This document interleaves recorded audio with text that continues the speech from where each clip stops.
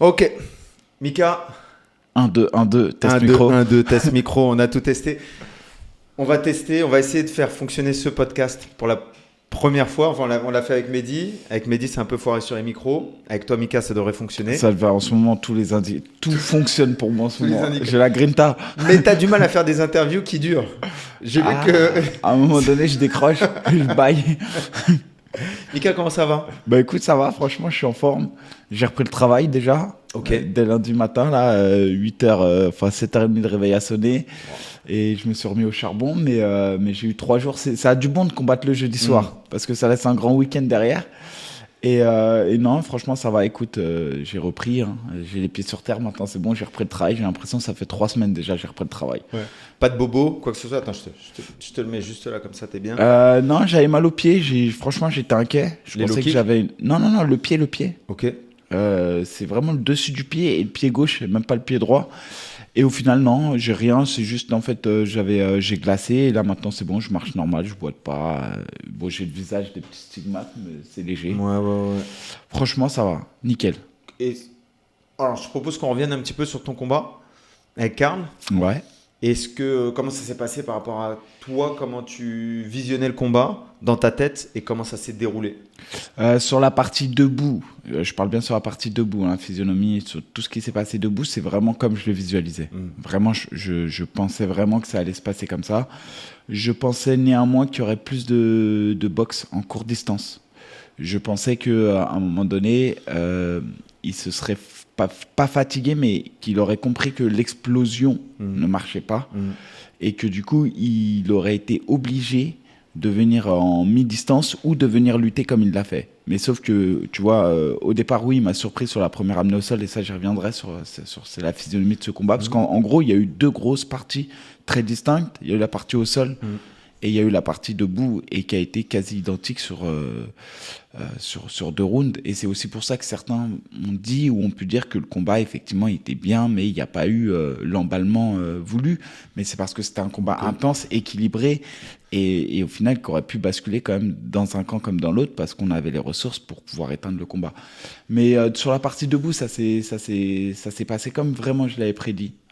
Boxer sur l'explosivité en in-out. Sur des coups, 2-3 coups, il s'arrête. J'aurais cru vraiment qu'à un moment donné, il accepte cette mi-distance, parce que je me suis dit qu'il va comprendre qu'il est au pied du mur et que s'il veut gagner le combat, il va devoir rentrer dans cette zone là, qui est pour moi la zone là, dans laquelle je m'exprime le mieux. C'est la bagarre, c'est ce que j'aime, c'est là où je pense, le plus performant. Elle n'est pas arrivée, cette zone, donc j'ai essayé de carrément même repartir à l'initiative du combat au 3e round, et même un peu dans le 2e, avec des jabs puissants, venir percuter, venir pur presser, quitte à un moment donné, tu vois, je prends le fauchage, alors que c'est ce que j'ai essayé d'éviter tout au long du combat. Mais tout était calculé, vraiment, j'ai pris le minimum de risques sur ce combat. Et ensuite, il y a eu la phase au sol. Et la phase au sol était... il m'a surpris parce que je l'attendais sur les fauchages et pas du tout sur une double, enfin, ou sur une saisie de jambe sur un low kick. Parce que sur le low kick, je les mettais très bas justement pour pas me faire saisir. Et il est descendu en mode GSP très bas. Il m'a poussé. Il m'a surpris. Tout de suite, j'ai mis mes crochets pour l'aplatir, pour éviter le ground and pound et éviter les attaques sur les clés de talon. On le sait, il est solide là-dessus. Et en fait, je savais qu'à un moment donné, forcément, s'il voulait vraiment frapper, il allait devoir un peu exploser. S'il explosait, tout de suite, je suis rentré en papillon. Et je suis remonté. Et donc, du coup, ça s'est passé un peu avec les armes que j'avais travaillées, etc. Et à aucun moment, tu vois, j'ai été mis en difficulté. Je mettais mes petites frappes. J'étais sur mon visage, on le voit, j'étais quand même hyper serein. Sur ce premier round, t'es super serein. Et fin du premier round, tout de suite, je sais qu'il y a une grosse débauche d'énergie. Je sais que dans sa tête, il s'est dit, waouh. Il s'est relevé et tout de suite je reviens agresser en mode Johanna, la polonaise, pour ceux qui suivent, qu'on la ref à l'UFC. Je viens réagresser tout de suite et là je vois dans ses yeux que ça va être compliqué pour la suite. Et il m'a surpris aussi quand même, c'est sur cette capacité à revenir et à relancer ses efforts, parce qu'en fait il faisait des attaques en ligne et je me suis dit à un moment donné il ne pourra pas générer cet effort tout le temps. Et je pense qu'il a dû le faire dans le combat presque 30 fois. Et c'est énorme, 30 fois rebalancer... Sur le moment où vous remontez dans le premier round, il reste 1 minute 15 de combat. Ouais. Sur cette minute 15, il tente 2 amenés au sol. Exactement. Et après, toi, tu contres. Tu vas presque prendre le crucifix, qui est une position que tu aimes beaucoup au sol. Et moi, je score. Alors attention, parce qu'il y en a beaucoup qui ne comprennent pas le scoring actuel du MMA. Quand on prend en compte les dégâts causés sur le premier round, moi, je score le premier round pour toi. Ouais. Et il y a 2 juges qui scorent le premier round pour toi. Ouais, exactement. Il y a en fait 2 juges, il y a 30-27, donc les 3 rounds, ils me les donnent. Et il y a un juge 29-28, et on pense que c'est ce round-là qui donne. Mais je ne sais pas exactement c'est lequel qui donne, mais pour moi, il ne peut pas y en avoir d'autres. Après, c'est mon ressenti, mais pour moi, oui, il score donc un round à Karl et un round, et donc pas pour moi. Mais effectivement, dans les nouvelles règles, je les ai en tête en plus, ces règles, parce que je fais beaucoup les podcasts et parfois je comprends pas les décisions et tout. Et en fait, je me rends compte qu'effectivement, maintenant, on vise le dommage, le coût effectif. Et il y avait un autre combat à la RES qui avait été jugé, et j'ai trouvé qu'ils avaient été hyper durs avec le combattant. C'est Ibramane qui avait affronté un lutteur. Ouais. C'était un Suisse de mémoire. Et en fait, le lutteur, à un moment donné, il y a un round, il met Ibra sur les fesses quand même, tout le round. Ibra se relève à même pas 20 secondes et limite, il n'est pas très agressif debout. Et ils ont donné le round à Ibra. Et donc, je me suis dit, avec moi quand même, parce qu'il y a eu gros low kick au départ, etc. Ensuite, il ne s'est rien passé, c'est moi qui mettais les frappes. Ensuite, je me relève, je relance l'effort. Je suis hyper, pas dangereux, mais je me monte dangereux en boxe. Et derrière, j'essaye de finir avec un grand hand point fort. Et effectivement, avec David, je lui demande quand je rentre dans mon coin si on gagne le round. Il me dit, je pense, mais trop serré pour que je te dise. On mise pas dessus. Et donc, du coup, deuxième, troisième, on déroule. Et là, par contre, je suis beaucoup plus attentif aux saisies de jambes basses. Et donc, ça passe plus. Et ça passe plus, ouais. De toute manière, après, lui aussi, je pense qu'il est en perte d'énergie. Et il n'y a plus ce phénomène de surprise. Et c'est intéressant ce que tu dis. Je reviens rapidement sur cette histoire de notation des juges, etc. À l'époque où on allait en Angleterre, où on allait à l'étranger, on basait notre stratégie sur s'il y a une amenée au sol, on a perdu le round. C'était le cas à l'époque.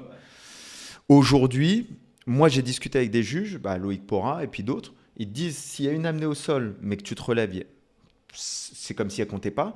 S'il y a une amenée au sol et comme toi, tu es en dessous et tu mets des frappes et celui qui est au-dessus ne met pas de frappe, c'est quand même toi qui es en train de remporter le combat. Parce que tu mets des frappes, tu mets des tentatives de soumission. Donc on est vraiment plus... En fait, ils ont essayé d'enlever le facteur lutte, mais lutte lay and pray, comme on appelait ça. J'amène au sol et je bouge plus. On a essayé de l'enlever totalement, en fait. Ils l'enlèvent, on le voit de toute manière. Et j'ai vraiment aussi une autre sensation, c'est que maintenant, il y a presque un troisième critère. On a le volume de frappe donné, il y a la frappe significative, et j'ai l'impression qu'on inclut le dommage maintenant. Ouais.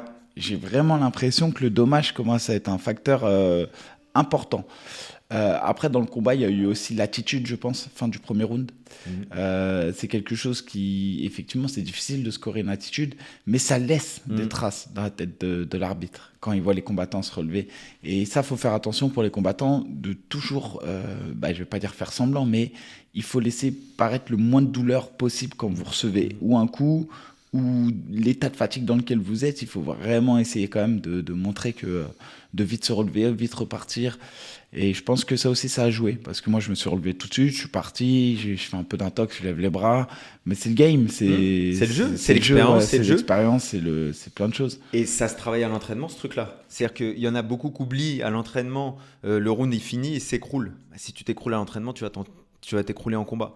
Donc dès l'entraînement, ça veut dire que le round est fini, je suis fier, je suis content. Même si c'était dur, je ne montre pas que c'était dur, je montre que j'ai gagné le round. C'est ça, et ça, souvent, c'est en prépa physique. Tu vois, à chaque fois que je fais une fin de round ou un fin de circuit, par exemple, cardio, c'est là où souvent je vais chercher dans les ressources. En prépa physique, c'est là où je ressens le plus dur. Physiquement, pour moi, c'est rarement en sparring que j'arrive à avoir une difficulté. Mais en prépa physique, ouais, on va souvent dans le rouge et tout. Et à chaque fois, quand je sors d'un cycle d'Asoga bike, par exemple, qui me met à terre, je lève les mains. Je lève les mains, genre j'ai gagné. Et oui, c'est comme ça que tu conditionnes en fait. Tu te conditionnes, tu fais un peu de visualisation, ou je sais pas comment on peut appeler ça, mais après ça ressort. Et c'est aussi une manière de dire bon, vas-y, on y va. Et l'autre, tu te dis peut-être qu'il regarde, tu vois, il dit putain, le bâtard, il est frais. Tu vois, c'est le jeu, quoi. L'aspect mental, il a beaucoup joué pour toi dans ce combat? Après, je pense que c'est l'une de mes forces. Tu me retires l'aspect mental de tous mes combats. ça devient compliqué pour moi. Je suis pas le plus beau artistiquement à voir. Je suis pas donc en termes de technique, la gestuelle est rarement appliquée d'une manière très gracieuse ou autre. Je suis quelqu'un d'efficace, un peu brawler. Je vais essayer d'écraser à l'énergie. Je viens chercher l'énergie de l'autre. Je suis un vampire. Donc oui, il y a un côté mental dans ça parce que c'est rugueux, il faut y aller, c'est avec le cœur qu'il faut y aller bien souvent. Et j'ai gagné des gens qui parfois étaient bien meilleurs que moi techniquement, mais grâce à ça. Donc ouais, tous mes combats, toute ma carrière, c'est joué sur l'aspect mental, pas que, parce que des fois on en vient à oublier que je suis quelqu'un de technique aussi. Beaucoup de gens oublient que s'ils demandent à les caractériser, la première caractéristique qui vient, c'est le bout, il a un gros mental. Et les gens en viennent à sous-estimer mon niveau de sol, mon niveau de striking. Bien sûr, ce ne sera pas, comme je dis, c'est pas ce qu'il y a de plus beau à voir. Mais jusqu'à maintenant, j'ai jamais été durement touché debout. Au sol, j'ai jamais été en grosse difficulté. Faut pas oublier ça, quoi. J'ai fait des rounds de sol avec des gars solides dans le MMA. Moi, ce que je veux dire, Mika, c'est que là où, tu vois, dans un combat comme ça, on va dire le mental, mais moi, je vais dire aussi beaucoup, effectivement, c'est le mental, mais c'est le mental sur l'application d'une stratégie.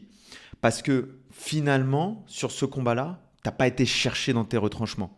Par contre, tu es au deuxième, tu es au troisième, il n'y a pas un moment où tu rentres dans le piège d'une guerre qui ne serait pas bonne pour toi. Il n'y a pas un moment où tu rentres dans le piège d'une... Tu vois, comme tu dis, au moment où il part sur cette projection type judo, qui peut causer des dégâts dans le combat, tu paniques pas. Au premier round, quand il t'amène au sol, tu paniques pas, tes pieds sont bien placés. Moi, j'ai trouvé ça extraordinaire. Ce game plan je pense que tu l'avais beaucoup travaillé avec Florian, ce game plan des crochets et puis ensuite de partir. Le seul truc que je dirais qui m'a étonné de la part de Karl, c'est que lui-même s'est un peu bloqué avec les bras en dessous. En fait, je pense qu'il s'est bloqué parce qu'il a senti que s'il débloquait, c'était tout de suite la papillon. Il relevait son buste, c'était papillon d'office. Et je pense que sa stratégie était de me bloquer au premier round et ensuite peut-être de tout mettre sur un deuxième round et survivre au troisième. Parce qu'il sait que je ne suis pas un finisseur. Très difficile pour moi de finir les combats en 3 rounds. C'est d'ailleurs pour ça que j'avais demandé initialement si le combat pouvait se faire en 5 rounds. Au mois d'août, moi, quand ça s'est négocié, j'avais demandé à Benjamin Sarfati, avec qui j'étais en négociation, si ça pouvait se faire en 5 rounds. Et il m'a dit non, c'est vraiment que les ceintures qui se font en 5 rounds, c'est la politique ARES. Et je dis ok, je comprends. Et j'avais envie de le faire en 5. Pourquoi aussi? C'est parce que le combat, il est pas, le bonus win n'est pas assujetti à la victoire, mais assujetti au fait de gagner par KO et soumission. Et je savais que du coup, plus je multipliais mon temps dans la cage, t'avais de chance. Forcément. Mais c'est aussi plus de chances de prendre cher, hein, attention. Oui. Hein. Mais je visais quand même la gagne, et donc je visais ce win bonus. Et c'est pour ça aussi, surtout, que ça m'intéressait de le faire en 5. Comme je sais que je suis un diesel et que je monte doucement. Mais ils ont pas accepté et après ça s'entend parce que c'est vrai que normalement c'est réservé aux combats de championnat ou à l'UFC effectivement ils font en 5x5 mais c'est des gars qui vont vers le titre, etc. quoi. Donc Karl Amoussou, c'est un chapitre qu'on ferme. Ouais, clairement. Franchement, j'ai beaucoup taquiné. Hein. J'ai beaucoup taquiné, c'était volontaire. Il n'y avait pas non plus peut-être toute la stratégie qu'on y prête, mais c'était une manière d'être toujours un peu présent, toujours dire oh, je suis là. Peut-être aussi je savais que ça allait être aussi, la foule allait être important. On était à Paris, je savais qu'il avait une grosse fanbase. Tu sais, quand Karl il l'avait annoncé contre Abdul, je ne sais pas si les gens se souviennent, Karl, il a été acclamé de ouf quand il est monté. Et donc, je savais qu'il y avait aussi, c'est pas forcément rentré dans la tête de Karl, mais conquérir peut-être une partie du public, tu vois, fédérer autour de moi parce que je savais que ça allait jouer. On dit sur le terrain de foot, c'est le 12e homme, le public. Et là, j'ai senti une ferveur à un moment donné, tu vois, dans les tribunes et tout. Et c'est beau. Donc, c'était aussi pour ça, vendre le combat aussi, parce qu'on est sur Paris. Et donc j'ai toujours été présent, j'ai toujours un peu trash talké et tout, mais tout ça pour dire j'ai toujours respecté des règles. J'ai jamais été sur son intimité, jamais j'ai été sur d'autres choses que le sport, et je suis resté sur le sport et très courtois au final. Et là le chapitre il est clos et je le dis, et c'est pas parce que j'ai gagné que je dis qu'il est clos et que je suis humble et autres. Il m'aurait gagné, écoute, ma carrière, j'ai connu des défaites et j'ai toujours été humble. Tous les mecs qui m'ont battu, je les ai follow sur Insta parce que je considère que voilà, c'est fini. Il n'y a plus rien à faire. On a tout donné 3x5 dans une cage. pourquoi tu veux être aigri ou autre. Et donc, non, chapitre clos, et c'est limite, avec Karl, c'est particulier parce qu'on a été partenaire d'entraînement. Effectivement, on n'était pas copains du tout. Mais je respectais déjà sa carrière de combattant, mais l'homme en lui-même, c'était pas mon ami. Moi, pareil, on avait tous les deux nos torts en plus. Et là, aujourd'hui, on a eu la chance parce que quand tu croises le fer avec quelqu'un, c'est que quelque part aussi, tu crées des souvenirs qui sont à vie, que tu le veuilles ou non. Nos parcours se sont croisés. Et moi, il ne faut pas oublier que quand j'ai commencé à m'entraîner, Karl était déjà champion du Bellator. Moi, je m'entraînais à la FFA, lui était à haute tension. Moi, j'habitais dans la rue d'haute tension. À chaque fois que je passais, je le voyais, tu vois. Donc, c'était un ancien du game. Et donc, j'ai vraiment j'ai beaucoup de respect pour lui. Mais voilà, moi, quand j'ai commencé le MMA, je ne savais même pas que j'allais combattre. Donc, l'affronter 12 ans plus tard et de le battre, un mec qui avait gagné le tournoi du Bellator, c'est un accomplissement, effectivement. Et donc, aujourd'hui, chapitre clos. Et en plus de ça, on sera amené peut-être à se revoir, à manger au resto ensemble, partager des moments de vie. Et tu vois, peut-être tisser des liens d'amitié. Donc, non, aucune animosité. Et maintenant, que du positif. C'est cool. C'est super cool et ça a été une image que je pense beaucoup de gens ont relayée sur les réseaux, ont beaucoup aimé cette image où vous vous enlacez à la fin du combat et finalement voilà, chacun reconnaît la force de l'autre, le talent de l'autre, le respect de l'un pour l'autre, parce que je pense que pour Karl c'était la même chose, même si il y avait cette mésentente, il y a toujours eu du respect parce que il savait. Et puis moi, pour vous avoir côtoyé beaucoup à l'entraînement à l'époque, il n'y a jamais eu d'animosité sur le tatami. Ça a toujours été dans le respect. Mais sur un gros tatami comme celui du MMA Factory, il y avait des gens qui s'aimaient et il y avait des gens qui s'aimaient moins. Et ça, c'est comme au travail, c'est comme partout. En fait. Exactement, c'est les affinités. Après, effectivement, il y a la compétition, il y a l'émulation, il y a le fait qu'on était dans une catégorie presque similaire, parce qu'à l'époque, j'étais à 77. Il y a eu l'UFC, et il y a eu des choses. Mais ce que je veux dire, il faut comprendre, comme tu le dis, c'est que du sport. Et à la fin, faut aussi comprendre les enjeux du sport. C'est pas facile. C'est pas facile pour les combattants parce qu'on voit que des fois, des carrières, elles ne tiennent à rien. Parfois même, il y a des injustices dans le sport. C'est comme ça, c'est comme dans la vie. Et voilà. Et après, on a tous nos problèmes en plus à la maison, truc machin. Et il y a des périodes où on est fait pour s'entendre, d'autres où on n'est pas fait pour s'entendre. Et voilà. Et pour revenir sur le combat en lui-même, je suis sûr même que ce qui a plu au public présent, c'est limite plus l'après-fight que le fight en lui-même. Le fight, évidemment, vraiment, j'ai senti de la tension. Sur ce combat, j'ai senti de la tension et c'est la première fois de ma vie que dès la première minute du combat, tu vois, tu sens une atmosphère qui est un peu lourde et tout le monde se questionne. On se posait la question, qu'est-ce qui va se passer ouais. Exactement, j'ai senti ça. J'ai vraiment senti, premier look kick a claqué, j'ai senti la foule réagir tout de suite. J'ai dit, OK, c'est bon, on y est. Et il ne faut pas passer à côté. Et l'enjeu était tel c'est aussi pour ça que le combat était mesuré. Et qu'on n'est pas parti dans des choses... lui comme moi, je pense, en tout cas pour moi, c'est pour ça que je ne suis pas parti dans une folie. Parce que j'avais un enjeu, j'avais un objectif. Et voilà, je me suis canalisé peut-être plus que d'habitude. Mais tout ça pour dire que, voilà, au final, j'ai l'impression que dans tout ce combat... C'est un ensemble qui a fait la beauté de ce combat, y compris de l'après-combat. Il y a eu l'avant, le combat et l'après. Et je pense qu'on a rempli nos rôles, lui comme moi. Peut-être moi un peu plus sur la partie avant. Effectivement, j'ai été très moteur sur le côté taquin, sur le côté de la vente du combat. Sur le combat, il a été à la hauteur de ce qu'on attendait de lui. Lui n'a peut-être pas été à la hauteur de ce qu'il attendait de lui, mais ça, c'est personnel, c'est entre lui et lui. Et l'après-combat, tous les deux, on a fait, je pense, rendu hommage à notre sport. Et moi, je rends hommage à sa carrière et lui a rendu hommage à ma carrière. Et voilà, c'est fini. Il y a fin de chapitre. Magnifique. J'aimerais te poser la question de la place du trash talking en France. Parce que effectivement, pour moi, tu as eu un trash talking, mais qui était extrêmement léger par rapport à ce qu'on peut voir aux États-Unis. J'ai l'impression que c'est quelque chose qui est important pour vendre un combat en France. Et en même temps, c'est quelque chose qui, aujourd'hui, n'est pas encore vraiment accepté peut-être pas par le public. Le public, je pense, l'accepte sans souci, par les combattants. On est un tout petit milieu, ce qu'il faut comprendre.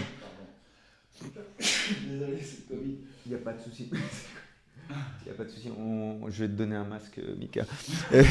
Ce qu'il faut comprendre, c'est qu'on est un tout petit milieu. Donc, en réalité, on se connaît tous plus ou moins. les professionnels. Mais du coup, il y a un peu ce truc-là. C'est pas les États-Unis, c'est pas la West Coast, la East Coast. C'est pas un truc où personne se croise. Non, on se croise tout le temps. Et du coup, il y a un peu ce truc du trash talking en France. C'est pas super bien accepté. Alors, en fait, il y a deux choses, voilà. C'est que, comme tu le dis, il y a le trash talking, et ensuite, il y a qui reçoit, qui prend l'information et qui la traduit. Déjà, on a un sport qui est nouveau en France, qu'on le veuille ou non, même si certains le pratiquent comme moi depuis une décennie, d'autres 2 décennies, ils comprennent pas. Alors, tu as toujours ceux qui sont dans la posture de moi à l'époque. On combattait, je faisais pas les bandages, on y allait, c'était la vraie castagne. Bon, ok, on a entendu. Chut. Ensuite, tu as ceux qui ont compris que le sport se professionnalise. Et qui dit sport qui se professionnalise, dit sport qui va, à un moment donné,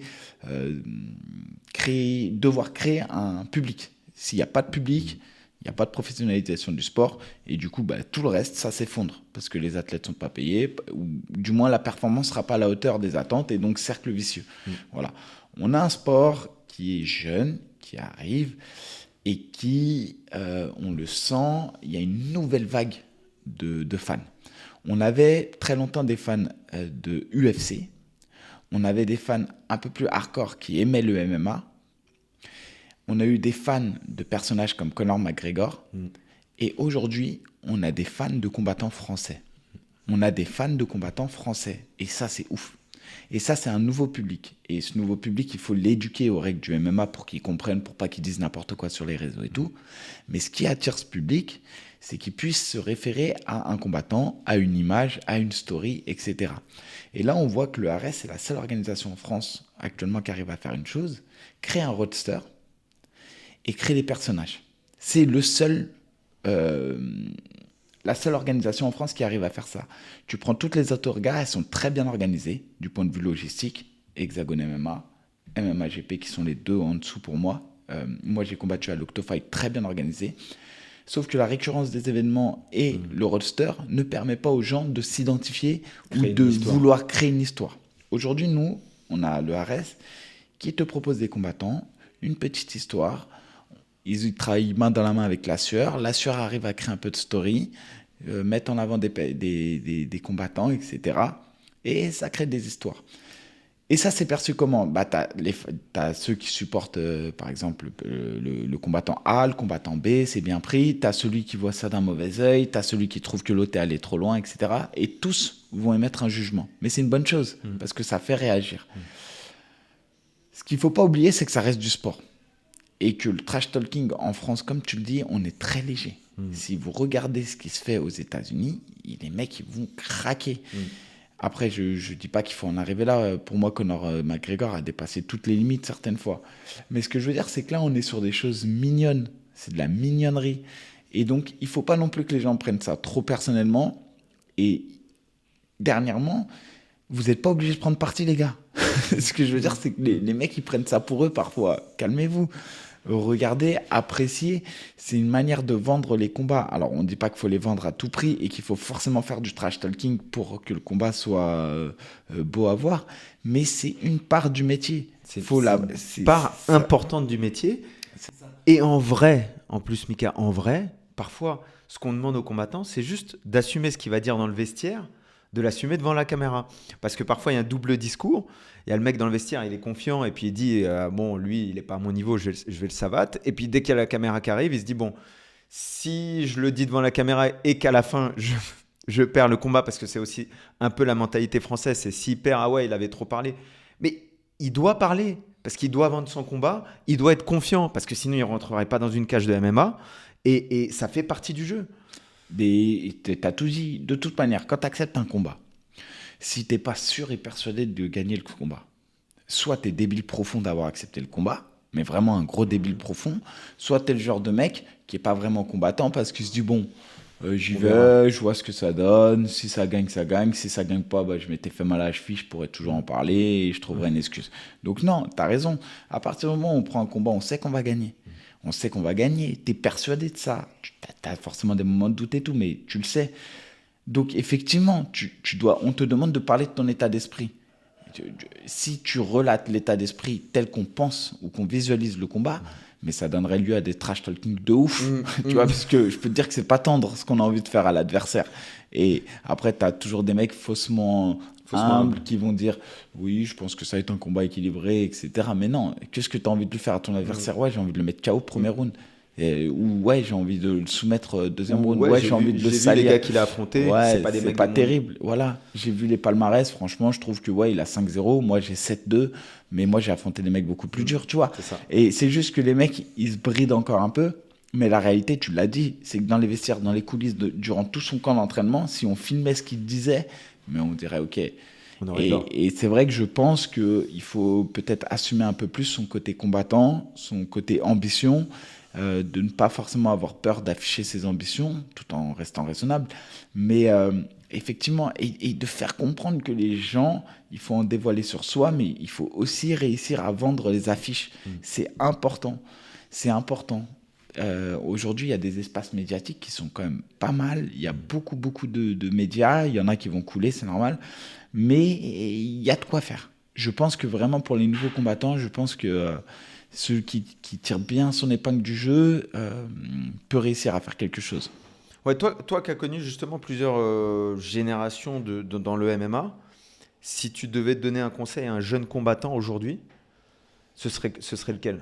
D'un point de vue entraînement, d'un point de vue gestion de carrière, d'un point de vue... Ouais, alors, il y en a plusieurs. C'est tellement compliqué. De comprendre que le MMA, c'est compliqué. Vous serez assujetti à la compétition toute votre vie, qu'une blessure peut vite arriver, même à l'entraînement, et que la cote d'un combattant décode beaucoup plus vite que votre cote d'école.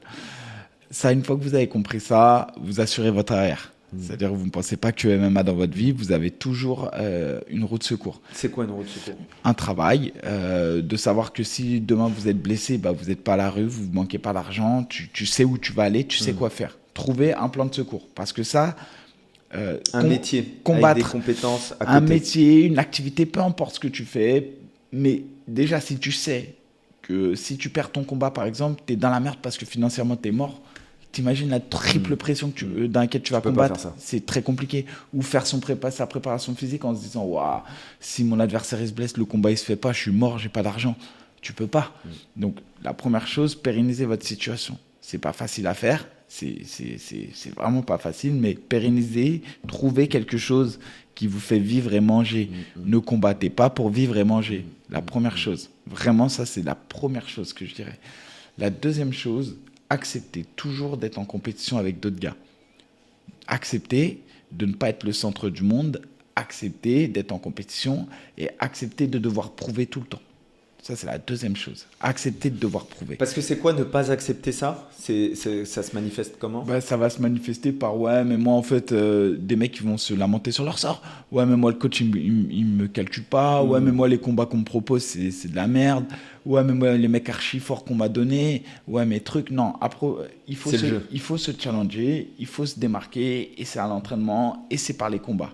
Ça veut dire qu'à l'entraînement, je peux comprendre qu'il y a des gars qui sont moins performants que d'autres à l'entraînement, mais si en combat tu performes, à un moment ça se verra. T'inquiète pas, ça se verra. Et si tu as la dalle, ça se verra aussi. Ça, c'est la deuxième chose.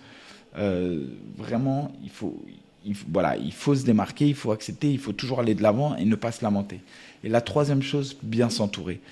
Et c'est là que c'est le plus difficile parce que le MMA, c'est un sport qui est dur, qui n'est pas une discipline. Vous n'êtes pas dans quelque chose où vous avez qu'une chose à travailler. C'est quelque chose, quand tu prends le MMA à haut niveau, tu as besoin d'un préparateur, tu as besoin d'un gym.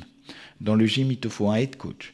Le head coach, normalement, il met en place toute une stratégie, une planification pour que tu puisses avoir un coach de lutte, un coach de boxe anglaise, un coach de pied-point, un préparateur physique, etc. Ça, c'est très compliqué. Très, très compliqué. Ça n'existe même pas en France. Si tu vas MMA Factory, ça y ressemble, mais on est bien loin du modèle américain, je vous l'assure. Quand vous allez aux États-Unis à l'American Top Team, vous comprenez ce qu'est une salle où vous avez des cours du matin au soir, amateurs, avec des gars où ils sont 40, 50 sur le tatami. Je ne parle pas d'un cours le matin où il y a à peine 7 ou 8 compétiteurs. Je parle vraiment du haut niveau. Du haut niveau, et c'est une culture du sport qui est complètement différente.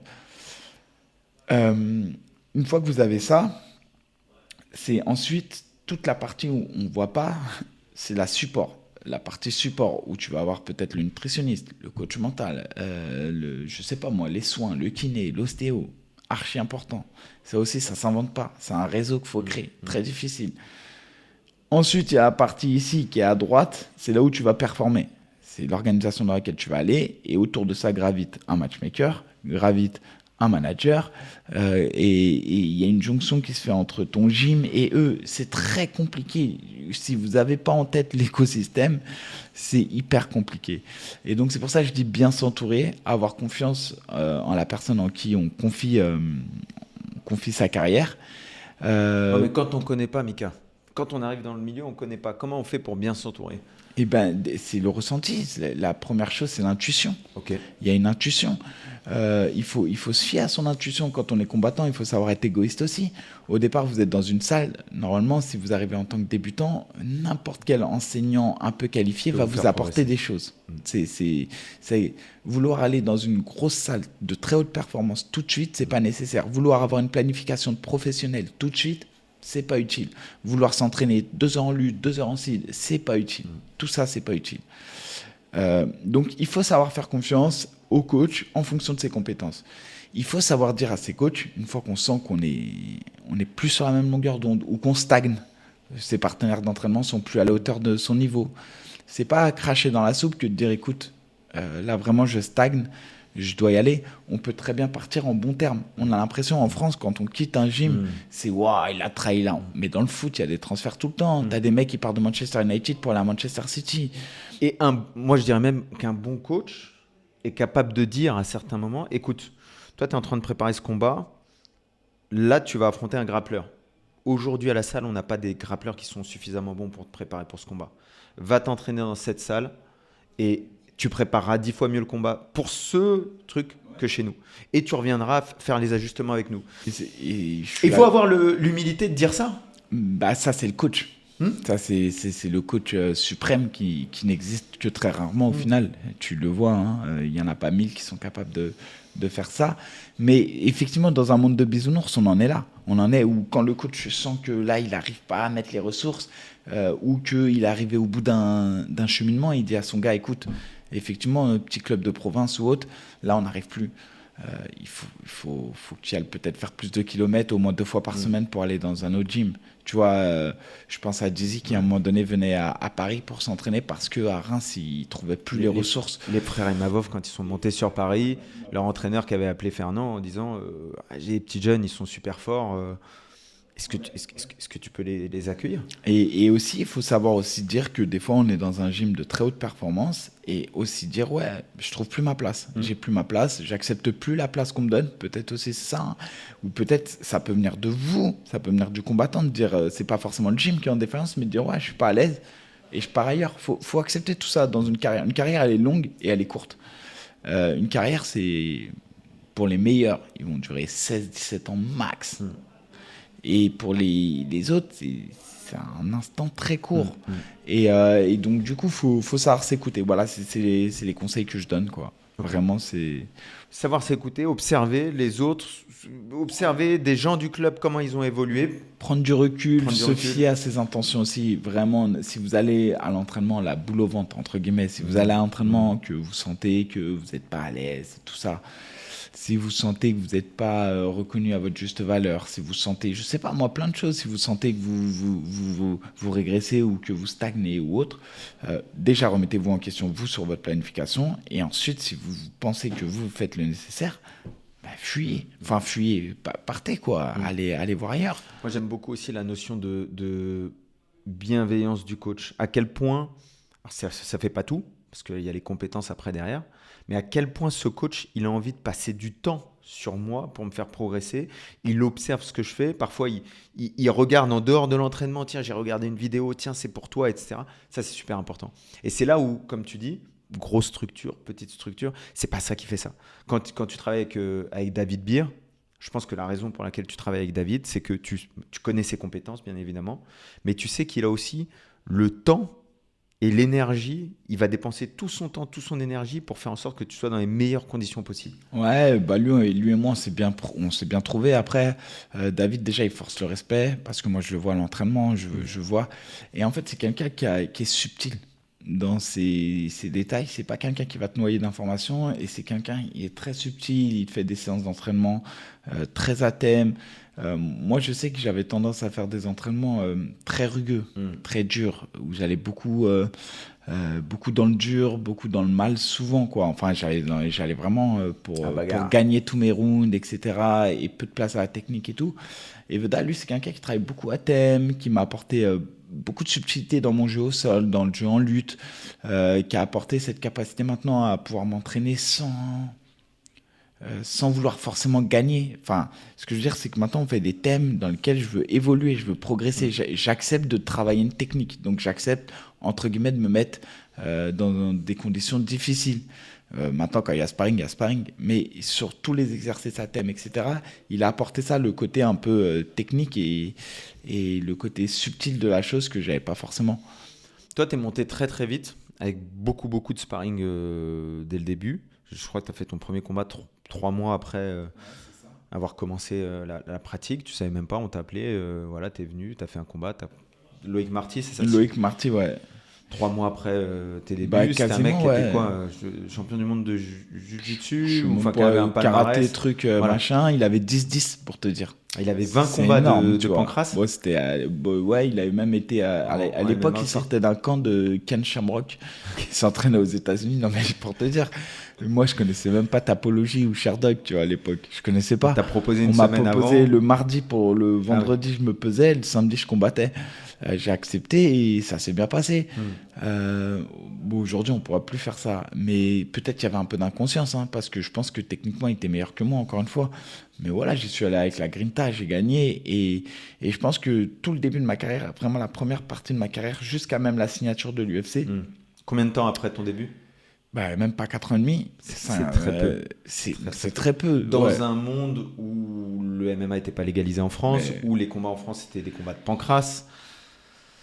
C'est incroyable, franchement, 5 ans après, t'arrives, t'as poussé les portes d'une salle, 3 mois après, tu fais ton premier combat pro, 5 ans après, t'as l'UFC. Et ce que je veux dire, c'est que moi, en plus, comme tu le dis, c'est que toute ma progression, je l'ai fait qu'en sparring. C'est ça. Je faisais même pas de prépa physique. J'étais à l'UFC, j'ai découvert le monde de la nutrition, parce qu'avant, je combattais à 77. Là, j'avais fait mon premier combat à 70. J'avais pas une planification d'entraînement professionnel. Moi, je dis, t'étais un combattant. T'étais pas un sportif. Ouais, c'est ça. T'étais un combattant, mais tu connaissais pas en fait les rouages du sport, la préparation physique, la nutrition, la planification, le travail à thème. T'étais un combattant. On te mettait face à un gars et t'allais charbonner contre Mais j'évoluais dans une ère de temps aussi où il faut bien recontextualiser, même si j'évoluais au CrossFight qui est devenu MMA Factory. Le MMA Factory d'il y a 6 ans ou 7 ans n'est pas le MMA Factory de maintenant, que tout le monde comprenne. On faisait du mieux qu'on pouvait. Je pense qu'il était en avance sur son temps à l'époque, hein. Il n'était pas en retard sur son temps, mais ça n'avait strictement rien à voir avec le MMA Factory de maintenant, ou le Hatch Academy de maintenant, ou je sais pas, d'autres grosses teams en France, ou la team, je l'oublie souvent, mais je vais le citer. Sébastien à Marseille, mais c'est surtout Aldric. À Nice aussi, tu vois. Je pense qu'aujourd'hui, on a des coachs qui ont une vision beaucoup plus globale. Quand Hatch, tu le vois dans sa manière, moi je le vois, et il communique pas trop, mais les gars, ils font la prépa physique, ils ont le sol. Il y a les jours de prépa physique, les jours de sparring, les jours de sol, les jours de lutte. Et il a les ressources humaines pour ça. Il va chercher les coachs. Et ça, c'est compliqué, quelqu'un qui investit, parce que c'est de l'investissement qu'il fait. Lui, ça lui rapporte pas tant que ça, je pense, d'avoir un coach de lutte qui vient pour lutter pour ses gars. C'est plus pour ses gars. Donc, c'est quelqu'un qui accepte de faire des sacrifices. Parce qu'on parle souvent du Factory comme parce que c'est effectivement eux sur la place parisienne et même en France qui sortent le plus d'athlètes. Mais derrière, on a d'autres salles qui mettent en place des choses très bien. Moi, qui ai pu voir un peu ce qui se passe chez Hatch, je te disais, c'est cette capacité à investir. C'est un gars qui investit, qui va chercher des coachs dans chacune des disciplines. Et lui, il a tout le temps un œil, un peu de grand frère. Il a un œil, il regarde de loin. Et je le vois à la fin des entraînements. Ça va, ça se passe bien, ouais, t'es pas fatigué? Non, ok, tu as vu là un moment. Et il a une bonne vision du MMA. On le voit pas, il s'exprime peu. Mais en fait, il arrive à mettre le doigt sur des choses Et ce qui est beau, c'est que lui, derrière, il a le pouvoir de l'intégrer dans la logistique du club. Et tu vois, je pense que y a des choses qui se font, mais il faut bien comprendre, parce qu'on faisait le parallèle entre aujourd'hui les infrastructures qu'on a et ce qu'il y avait dans le passé. Quand moi, j'ai été à l'UFC, à peine 5 ans après m'être inscrit dans une salle, c'était pas du tout pareil. Et je pense que oui, j'ai été à l'UFC peut-être trop tôt, mais c'est aussi ce qui a permis de faire comme la salle du temps dans DBZ. C'est ce qui m'a permis de voir beaucoup de choses très rapidement. Et c'est aussi ce qui a permis, même je pense à Fernand Lopez, après ce sera le mieux pour en parler, mais je pense que l'UFC, il l'a vécu avec nous, avec Taylor et moi, et qu'il s'est beaucoup inspiré de ce qu'il a pu voir là-bas pour vite réadapter toute la structure, etc. Et je pense qu'aujourd'hui, il en est là où il en est, parce que certains, mais c'est comme ça dans toutes les entreprises, à un moment donné, quand tu fais une entreprise, tu essuies des plâtres, et j'ai peut-être été un des plâtres qui a fait qu'aujourd'hui, il y a une meilleure logistique, il y a meilleure chose. Mais par contre, j'accepte tout à fait ce qui s'est passé, et je suis même pas du tout une once frustré de ce qui s'est passé. Je suis plus reconnaissant.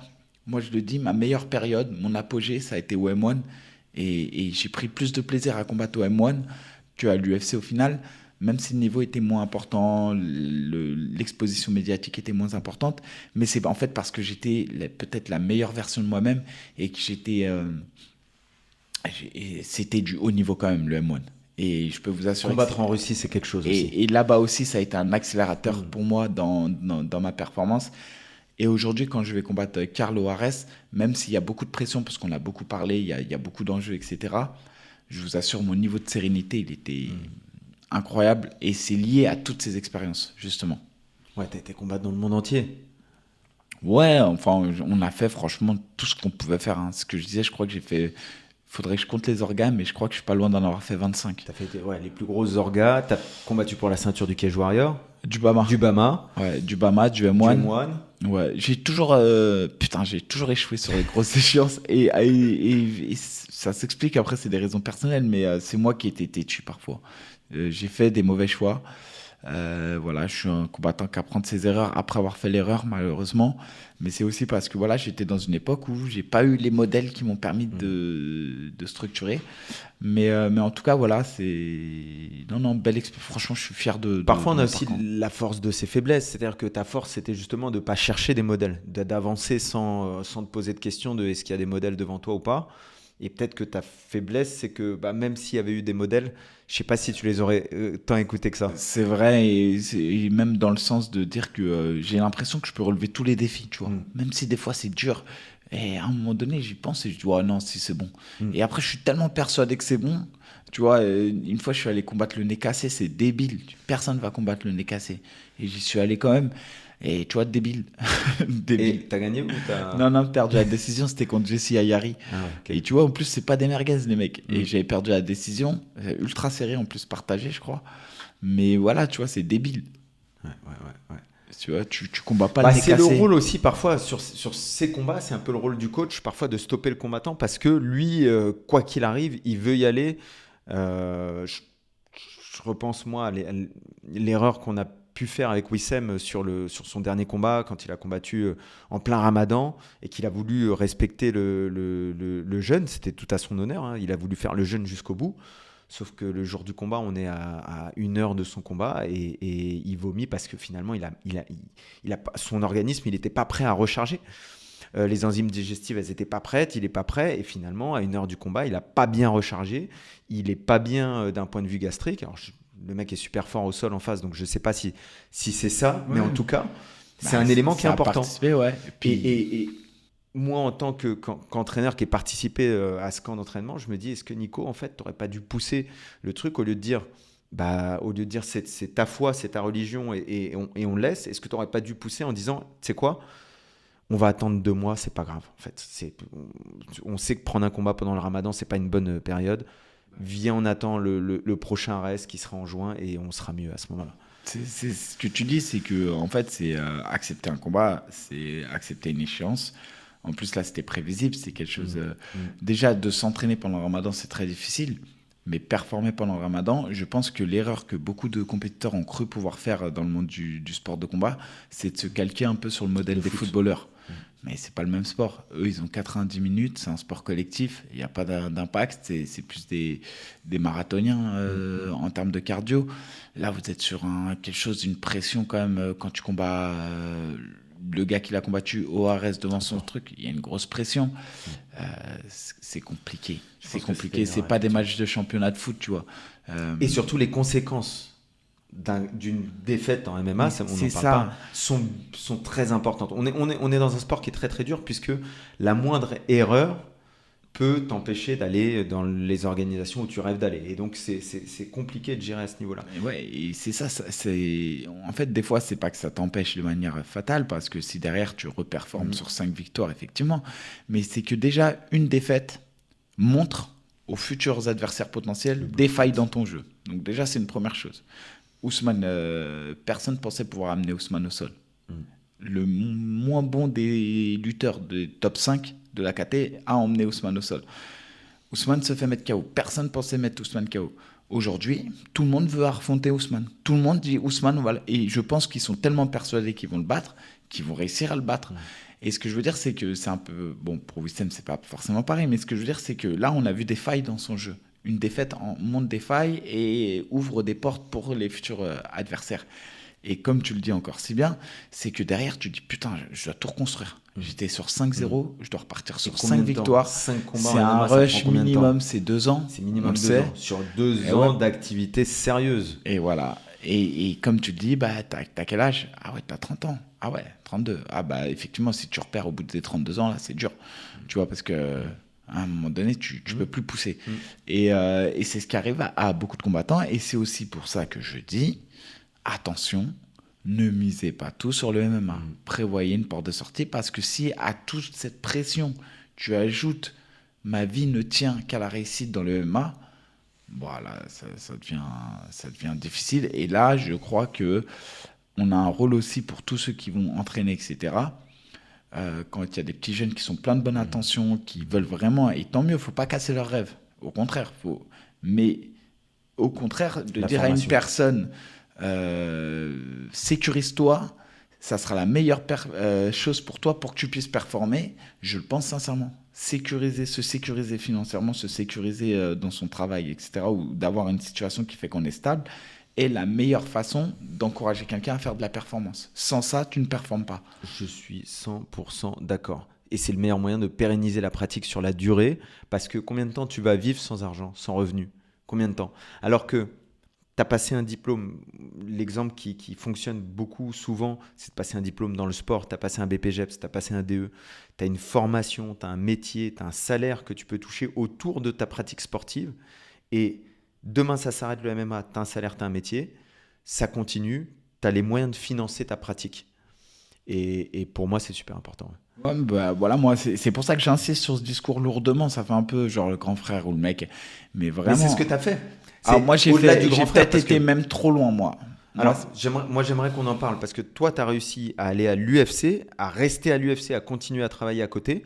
Comment tu as réussi à gérer ça, le haut niveau et un travail qui était prenant, qui était un vrai travail à plein temps, prenant Bah, en fait, déjà, moi, il faut comprendre que l'UFC, ça n'a jamais été un rêve.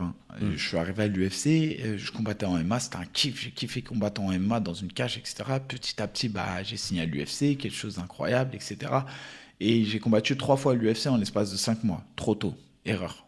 J'aurais jamais dû le faire, mais surtout que c'était mon premier 77. Le deuxième, je descends à 70 pour la première fois de ma vie. 3 mois après, je redescends à 70 pour la première fois de ma vie. Trop tôt, voilà. Je pense aussi que sur ça, on a peut-être déconné, mais bon, voilà, c'est comme ça, on l'a fait, on a accepté et on a fait ça. Mais donc, du coup, j'ai toujours travaillé. Bon, à l'époque, j'étais à la RATP, cadre à la RATP. C'était plus tranquille que dans le privé, mais ça reste quand même. Master. Non, parce que c'est une légende. Ouais, c'est une légende. J'ai un bac plus 3. Et du coup, j'ai toujours travaillé, mais aussi pourquoi? Parce que avant de commencer le sport de haut niveau, j'ai acheté une maison. Donc j'avais un crédit. Et quand tu as un crédit, tu es aliéné à ton crédit. Et tu peux pas engager, tu as un projet de vie qui engage toi et peut-être d'autres personnes avec toi. Et tu peux pas te dire d'un coup comme ça. En tout cas, moi, je me sentais pas d'un coup de tout balayer et dire, OK, on revend tout ça et je me consacre au sport. Et donc, j'ai pas fait ce sacrifice et j'ai pas misé sur ça. J'ai été quelqu'un, de par mon expérience ou par mon histoire, ma propre histoire, préféré sécuriser ma vie. J'ai toujours trouvé que c'était hyper important, mais ça, après, c'est les histoires de chacun qui font qu'on a des priorités dans la vie. Et voilà, mais j'ai peut-être, moi, tu vois, été trop loin dans ça. Je pense que j'ai pas assez sacrifié pour le sport. Je pense que si j'aurais voulu peut-être performer plus longtemps à haut niveau, j'aurais peut-être, comme j'ai eu l'opportunité de signer à l'UFC, peut-être à ce moment-là. peut-être à ce moment-là, quand même, dire ok, peut-être un mi-temps, tu vois, peut-être faire prendre du temps entre les combats, etc. Mais j'avais pas le recul nécessaire et voilà, mais c'est sans regret. Mais j'ai pas non plus forcément fait le bon choix en tout le temps travaillant. Pour toi, Mika, tu parles souvent tu dis souvent aujourd'hui j'ai envie d'aller chercher la performance de haut niveau, pas de très haut niveau. Pour toi, qu'est-ce qui te différencie comment tu classifierais les différents niveaux et qu'est-ce qui les différencie dans le combat? Qu'est-ce qui fait qu'aujourd'hui, quand tu affrontes Karl, tu dis c'est du haut niveau, mais c'est pas du très haut niveau? Bah après, il y a quelque chose de simple déjà, c'est les classements Fight Matrix. Okay. Dès que vous rentrez dans le top 100, c'est très haut niveau. Dès que vous êtes en dessous du top 100, c'est peut-être des futurs très haut niveau, mais à l'heure actuelle, en tout cas, c'est du haut niveau. Karl, c'est quelqu'un de haut niveau, il a l'expérience, compétences, très dangereux. N'importe quel combattant européen, vous citez Karl Moussou, le connaît, très connu en Europe. Ce que je veux surtout dire par là, c'est qu'à un moment donné, on peut combattre en ayant l'ambition d'aller chercher des ceintures sur le top 5 européen, M1, et en se disant peut-être que je vais re-signer à l'UFC. Pendant longtemps, j'ai voulu. Et suite à une défaite à Abu Dhabi, combat difficile pour moi, que je perds la décision, j'ai dit ok, stop, c'est plus pour moi. 70 kilos, c'est plus pour moi. C'est la seule catégorie dans laquelle je peux espérer performer à très haut niveau. Je mets une croix sur cette catégorie, ça devient trop difficile pour moi les régimes, trop frustration, trop difficile avec le travail, trop difficile. J'arrête. Maintenant, je me consacre dans une catégorie. Je me refuse pas de combattre à 77 kilos, mais je me refuse d'affronter des pêcheurs, des chasseurs, comme j'aime bien dire. Je veux quand même un minimum d'opposition. Des challenges. Des challenges, ouais. Challenges de ton quand tu dis de ton niveau, des gens qui ont ton expérience, voilà, qui ont ton palmarès, qui sont pas au-dessus de ça. En fait, j'ai pas envie d'aller chercher un mec qui a 23 ans, qui a 12-0, pour aller lui briser ses rêves, ou tu vois, genre un Français, ça m'intéresse pas. Ça t'intéresse pas. C'est-à-dire que si on a un gros prospect français dans les 77, il y en a plusieurs auxquels on pourrait penser, c'est pas forcément le combat qui t'intéresse. C'est même pas que ça m'intéresse pas, c'est que je pense qu'en plus, je roule dessus à l'heure actuelle sur les prospects. T'as une expérience qui va faire que il y a l'expérience qui fait que je vais rouler dessus. Et ça va pas t'apporter. Ça m'apporte rien. Tu vas gagner quoi? Un mec qui a 7-0, on va te dire quoi? On va te dire, ouais, bon, il va rouler dessus. Ce que je veux dire, c'est que non, ce qui m'intéresse, c'est Karl, c'était vraiment atypique parce qu'il y avait une histoire entre lui et moi. Et vraiment, c'est un combat que je voulais faire moi. Je pense même que je voulais le faire plus que lui, ce combat. Mais ce que je veux dire, c'est que voilà, si on m'affronte, on me dit, tiens, il y a un défi pour toi. Et que le gars me parle, son palmarès me parle, il a un blaze, il a une histoire. Tu vois, si demain on vient me dire, il y a Donald Cerrone, tu vois. Il est en retraite et tout. En bare knuckle. Non, pas au bare knuckle, mais en même temps, on te dit, t'as Donald Cerrone. Je pense pas qu'il soit imprenable, Donald Cerrone, en plus, sincèrement. Ou tiens, Diego Sanchez, à 77. Diego Sanchez. Un truc qui te fait rêver. Il me dit, ouais, t'as Diego Sanchez. Le gars, tu sais qu'il vient, il fait la guerre, il est dur, il est plus... il est dans mon mood. Il est dans mon mood, tu vois. C'est ça. C'est un mec, en plus, tu l'accroches à ton palmarès, t'as accroché Diego Sanchez, c'est bon, tu vois. Voilà, ça me fait kiffer. Mais franchement, affronter un Français qui a... En plus, vas-y, ça se trouve, il va faire une carrière de ouf à l'UFC dans 2 ans, 3 ans. Mais laisse-lui prendre les étapes petit à petit. Et quitte à ce qu'il prenne un risque, qu'il le prenne face à un mec mieux classé. Moi, ça m'intéresse pas. Lui, je pense pas que je lui apporte quelque chose. Oui, tu penses pas forcément que lui, ça va le faire monter à Franchement, l'UFC. je serais Par contre, une défaite. Bah ouais, ça et peut vraiment je serais 1000 fois plus flatté si le mec il me dit, écoute, viens à l'entraînement, j'ai besoin de toi, nanana, qu'un mec qui essaie de m'affronter. Mais en plus, je te jure, je vais être mauvaise intention, quoi, parce que je vais dire, ok, bah, je vais lui montrer. Je vais vraiment lui montrer qu'il y a une grosse diff entre lui et moi. Et il faut pas sous-estimer parfois l'expérience, tout ça, parce que je peux vous assurer que des fois, il y a des prospects qui sont bons, mais la gestion d'une cage, la gestion du temps dans une cage, ça peut être très long, 15 minutes. Ça peut être très long, 15 minutes. Et il y a une différence entre combattre et gagner. On en parlait en off, combattre et gagner, c'est pas la même chose. Il y a des règles précises dans le MMA. Connaître les règles et savoir les appliquer lorsqu'on est dans le feu du combat, c'est l'expérience, c'est ce que tu dis. Et puis savoir sentir quand tu perds le combat, réajuster, accepter des fois de faire un non-fight. Vas-y, ça siffle, je m'en fous, je gagne. Tu vois ce que je veux dire? Faut, ou alors de dire, ok, je voulais le tordre en pied-point, mais bon, j'ai peut-être été trop orgueilleux, vas-y, je vais repartir dans ce que je fais, un peu de lutte. Faut savoir bouleverser ses plans, faut savoir ne pas aller forcément là où le tueur a envie d'aller, faut savoir écouter, voilà, faut savoir gagner un combat. Et gagner un combat, bah, comme contre Karl, bien sûr, j'aurais préféré faire un truc plus spectaculaire comme j'ai pu faire parfois. Mais la réalité est que j'ai quand même senti qu'il était dangereux jusqu'au 3e round et qu'à un moment donné, j'ai préféré assurer la victoire que d'aller au front pour essayer de finaliser le combat. C'est une réalité. Alors, des fois, ça crée un peu de déception dans l'attente des gens, tu vois. Ils disent, ouais, mais le combat, il n'était pas... Mais la réalité, pour ceux qui connaissent un peu le MMA, savent que le combat était... Karl s'est montré dangereux jusqu'à la fin. Et donc, c'est pour ça que je dis... victoire avant tout. On se souviendra de votre palmarès, les gars. Attention. On se souviendra pas forcément du fait que vous ayez mis un coup de pied retourné, truc machin. Pas du tout. Aujourd'hui, sur les combattants français, est-ce qu'il y en a qui t'impressionnent particulièrement? Est-ce qu'il y en a qui soient déjà à haut niveau, comme des Nassour, etc., ou qui soient sur le circuit français? Est-ce qu'il y a quelques noms, même en dehors de... Je sais que tu as plein d'affinités avec certains combattants, mais je veux dire, même en dehors de tes affinités, est-ce qu'il y a des mecs, quand tu les regardes, tu dis, bon, là, en France, avec ces mecs-là, on est sur du très haut niveau et je leur promets un bel avenir. Bah là, pour moi, il y a 4 combattants qui sortent clairement du lot. Je vais la citer en première parce que c'est la française, c'est Manon Fiorot. Incroyable. Elle me traumatise à chaque sortie. Ensuite, on a Saladin Parnasse, je le dis, c'est traumatisant. Nassour Imavov, incroyable. Et Cyril Gane. Voilà, ça c'est les 4, on ne peut pas faire mieux. Actuellement, en France, ces 4-là, on ne peut pas faire mieux. Derrière, on a les performances de Abduragimov. Pour être honnête, je trouve qu'il lui manque quand même une partie pied-point c'est pour ça que j'ai du mal des fois à savoir. J'aimerais bien en fait le voir à l'UFC parce que j'ai envie de voir où vont être ses limites et je pense qu'on va les trouver assez rapidement dans le top 15. À quel KT tu le vois à l'UFC? 77 kilos. Il combattra pas à 84. Et tu vois, quand je vois le Kazakh, j'oublie son nom, Chara, je sais plus. Je me dis, attention, ça va être dur.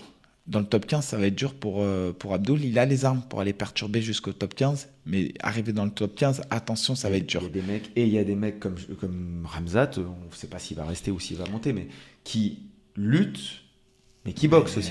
Ouais, mais même tu vois Dariush à 70, qui a pratiquement le même physique que Abdul, et tu vois son niveau de sol, ce qu'il a fait à Gamrot. C'est pour ça que je te dis, est-ce qu'on parle de 77 ou... Parce que quand tu penses à Gamrot, quand tu penses à Dariush, quand tu penses à Tsaryukan, quand tu penses même à Islam Makhachev, moi je l'ai vu à l'Eke, il était à 85-86 kilos. Ouais. Mais non, je pense pas qu'Abdul descende à 70. Je pense que c'est impossible qu'il descende à 70. Sincèrement, je ne vois pas descendre à 70. Okay. Et je pense même qu'il souffre un peu pour descendre à 77. Ah ouais. Ouais, je pense que c'est pas si simple. En tout cas, gros combattant. On a évidemment Taylor, mais Taylor, plus ça va, l'air de rien, et plus se rapproche de la fin au niveau de l'âge. Faut aussi que... mais il a re-signé. Donc c'est le moment. Donc on attend impatiemment. Là, on attend parce que... Jusqu'où, je vais te poser une question de quelqu'un qui connaît très très bien Taylor, qui a été son sparring partner. Jusqu'où Taylor, pour toi, il peut aller à l'UFC? Ouais, je pense qu'il peut aller dans le top 10. Sincèrement, je le vois largement dans le top 10. Après, dans le top 10, c'est difficile parce que là, ça fait longtemps qu'on ne l'a pas vu en activité. Et tant qu'on ne le jauge pas face à des combattants, c'est compliqué.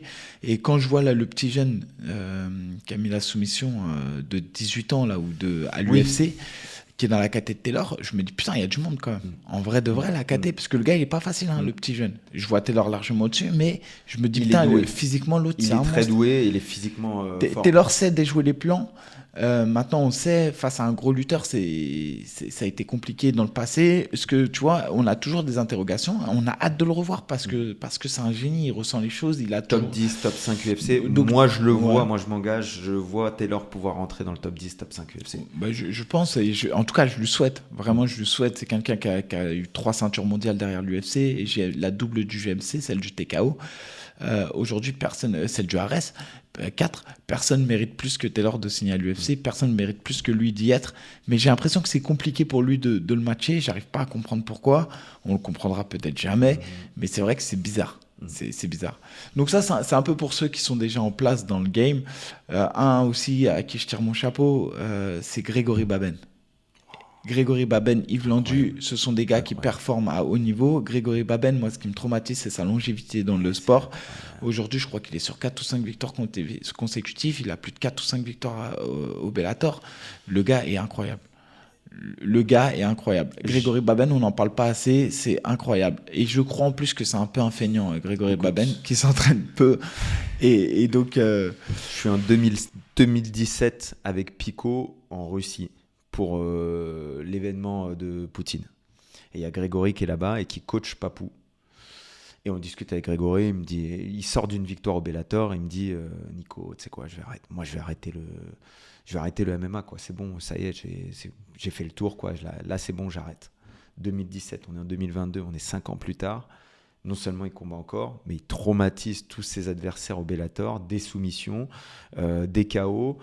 On oublie qu'il a fait un court passage chez Ares. Chez Ares, qu'il a gagné un gars très difficile. Super solide. Avec Glenn Spark. Je dirais, ça fait partie du jeu, on en a parlé tout à l'heure, la communication, les réseaux, les médias. Il ne faut pas oublier que, tu le dis souvent, il y a des mecs comme Elias, comme Anthony Dizzy, comme Grégory Baben, comme Yves Landu, comme Mansour Bernaoui, qui ne sont pas forcément mis autant en lumière, mais qui sont... Tu vois, j'ai oublié Mansour Bernaoui, mais... Qui sont des tueurs à gages. Il fait partie des... Avec, tu vois, je l'ai oublié, mais il fait partie carrément du top 5, quoi. Enfin, tu mets Nassour, Cyril Gane, Parnasse, Fioro et Bernaoui, c'est ça, les représentants. Je l'ai oublié parce que ça fait longtemps qu'il était inactif, il a recombattu, mais... il a plus rien à prouver. Lui, il a, limite, c'est le numéro 1, en fait. Limite, tu vois. Il a tout raflé. Ouais, c'est incroyable. Il prend les mecs, en plus, il se contente pas de gagner. Moi, ce qui me choque, c'est qu'il va les chercher dans leur domaine. Ça veut dire que lui, il n'est même pas en train de se dire, je veux le gagner, je veux le battre là où il est fort. Ça veut dire que c'est double sanction. Et du coup, il fait des combats qui sont systématiquement spectaculaires. C'est épique. Ouais, non, il n'y a rien à dire. Ceinture. Rien à dire. Et après, dans les petits jeunes, celui qui m'impressionne peut-être le plus, je vais en citer qu'un, c'est Axel Sola. Okay. Je pense que c'est celui qui me semble avoir la plus grosse maturité de combat et d'intelligence de combat pour son âge. Et après, il a fait une grosse carrière amateur. Énorme carrière. Numéro 1 mondial amateur, pound for pound. Donc ça, c'est du jamais vu. Encore une fois, formé par monsieur Aldric Cassata. Ouais, gros boulot. Dont on peut pas en parler assez parce que la qualité du travail qu'il fait dans une ville comme Nice, je dis encore une fois, Nice, c'est pas l'Île-de-France. Mais c'est pas Paris, ouais. Et d'ailleurs, tu vois le gars qui l'a ramené là au Ares, qui a battu Jackie Jeanne, mais c'est très solide. Et le game plan était parfait. Les mecs ils se sont pas épuisés, ils ont dit on a mis au sol tranquille. Moi je savais par contre. Ouais, mais moi non, enfin je me doutais physiquement, j'ai vu l'autre, j'ai vu les sparring, même moi j'ai su. Mais ce que je veux dire c'est que franchement, il y a quelque chose dans cette salle qui se passe là-bas. Quand tu vois, de toute manière, il n'y a pas de hasard. Quand tu vois les performances de Manon et Axel, voilà, Ilyes était là-bas et Jiroun, on sait que c'était solide aussi. D'AKF, mais d'AKF aussi, ça sortait de là-bas, c'était solide. Bon, on voit que ça sort du lot, clairement. Et c'est pour ça qu'à un moment, j'ai dit, c'est intéressant de voir les performances des gars parce que ça en dit long sur, j'imagine, la qualité du travail qu'il y a dans la salle et peut-être même de la mentalité qu'il doit y avoir dans cette salle. Tu sens qu'il y a quelque chose qui se dégage. Franchement, je pense qu'il est en train de créer quelque chose de grand, Aldric à Nice. Et je sais que si je descends dans le sud, j'irai volontiers là-bas voir un peu comment... Il fait partie des passionnés. Moi, j'ai eu la chance de le côtoyer en équipe de France de MMA amateur, où il était le head coach de l'équipe de France. Moi, j'étais coach dessus aussi. Et il fait partie de ces mecs qui qui vivent MMA, qui mangent MMA, qui dorment MMA. Le soir, il regarde les vidéos, le matin, et il ajuste le game plan, etc., etc. Et donc, quand tu vois la passion et en même temps l'humilité qu'il a, parce que on est arrivé, on était coach aussi avec Yuri Bedjenari, il nous a laissé de la place. C'est-à-dire qu'il aurait pu, tu vois, il aurait pu jouer des cadenasser. coudes, Et il a vraiment laissé de la place et en toute humilité, etc. Non, encore une fois, respect pour le travail qu'il fait, Aldric. Et donc voilà, c'est pour en citer qu'un, parce qu'il y en a d'autres. Il y a mon petit Moussa Aïda, malheureusement, qui s'est incliné contre Pena. Mais Non, c'est intéressant vraiment, que tu en parles. De Moustapha, ouais. Bah, Moustapha, pour moi, prodige, qui va devoir travailler, qui va devoir. Tout à l'heure, je disais que certains combattants, des fois, à un certain moment, doivent se re-questionner, comprendre ce qui ne va pas et changer des choses dans leur manière de travailler. Je pense qu'il arrive à un stade où il doit se poser, dire ok, ça marche pas, ça marche pas. Peut-être que là, je stagne. Il faut que je change des choses, peut-être sur ma nutrition, sur ma préparation physique.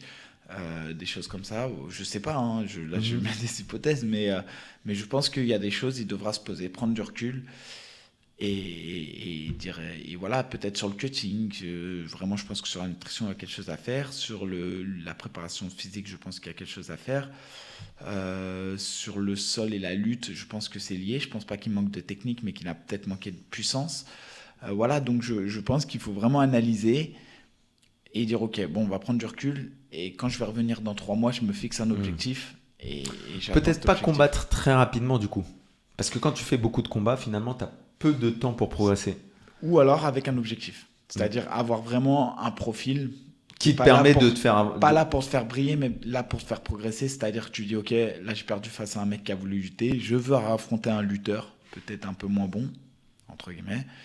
Et là, je vais. Et quand tu ressors d'une prépa face à un lutteur, si tu avais du mal face à un lutteur, t'en ressors grandi. Moi, j'ai déjà fait des prépas face à des lutteurs et je sais que derrière, j'avais acquis des bons réflexes de sprawl, etc. Et ça se perd jamais. Ça revient très vite. C'est ce qui t'a permis, entre guillemets, contre Mika. Je pense que tu n'avais pas du tout préparé de défense de double leg. Mais là, il y a l'expérience qui a joué.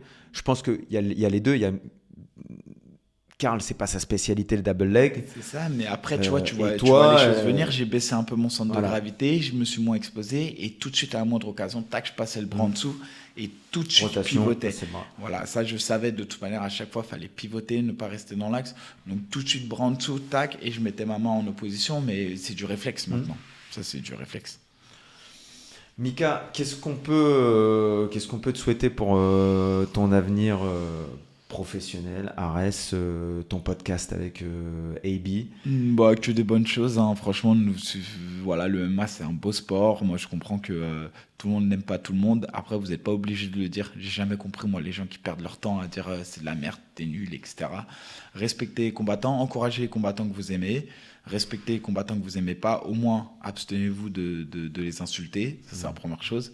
Sur la deuxième chose, peut-être si on me propose un jour un Diego Sanchez, vous me reverrez, tu vois. Au moins j'ai affiché un peu ce qui pourrait me faire vibrer.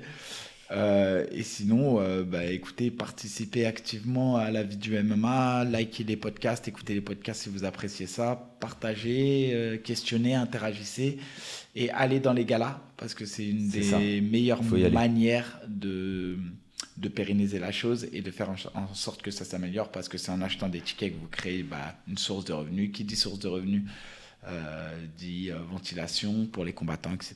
Donc c'est toujours pareil, quoi. Plus vous serez actif et plus derrière les combattants seront mieux payés et plus ils seront performants et tout le monde sera content. Mika, merci beaucoup. Merci à toi Nico, toujours un plaisir. Toujours un plaisir. Et c'est quand qu'on se refait les entraînements du mardi là, j'en parlais souvent avec Daguir, Nassour, vous passez à la salle les gars. Thibaut Larcher, Anthony Dizzy, putain, faudrait qu'on se lourd ça. Ah, c'était pas mal. Vous passez à la salle quand vous voulez. Bon, merci Nico. Allez ma poule.